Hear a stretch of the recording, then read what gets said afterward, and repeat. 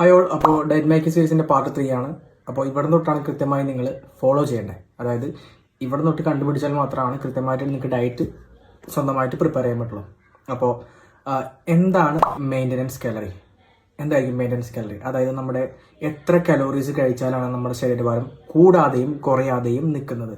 ഇതിനെയാണ് maintenance calorie എന്ന് പറയുന്നത്. ഇത് കണ്ടുപിടിക്കാതെ നമുക്ക് മുന്നോട്ട് പോകാൻ പറ്റില്ല. അപ്പോൾ അത് കണ്ടുപിടിക്കാൻ ഈസി ആയിട്ടൊരു മെത്തേഡ് ഉണ്ട്.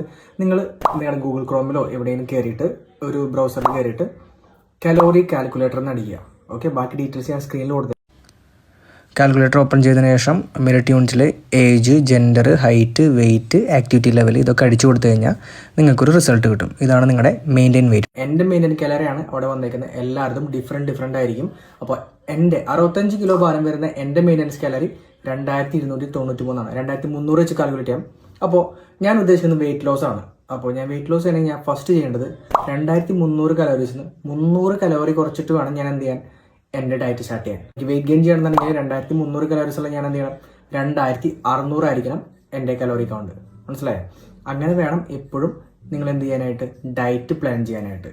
ഓക്കെ, ഈ കലോറീസ് ഇത്രയും 2000 കലോറീസിൽ എത്ര പ്രോട്ടീൻ വേണം, എത്ര ഫാറ്റ് വേണം, എത്ര കാർബോഹൈഡ്രേറ്റ് വേണം, ഇത് മൂന്നും കൃത്യമായ അളവിൽ ചെന്നാൽ മാത്രമേ നല്ലൊരു ബോഡി ഉണ്ടാക്കാൻ പറ്റുള്ളൂ. കൃത്യമായിട്ട് മനസ്സിലാക്കാം. ഓക്കെ, അത് എത്ര വേണമെന്നുള്ളത് നെക്സ്റ്റ് വീഡിയോയിൽ പറഞ്ഞായിരിക്കും. ഓക്കെ.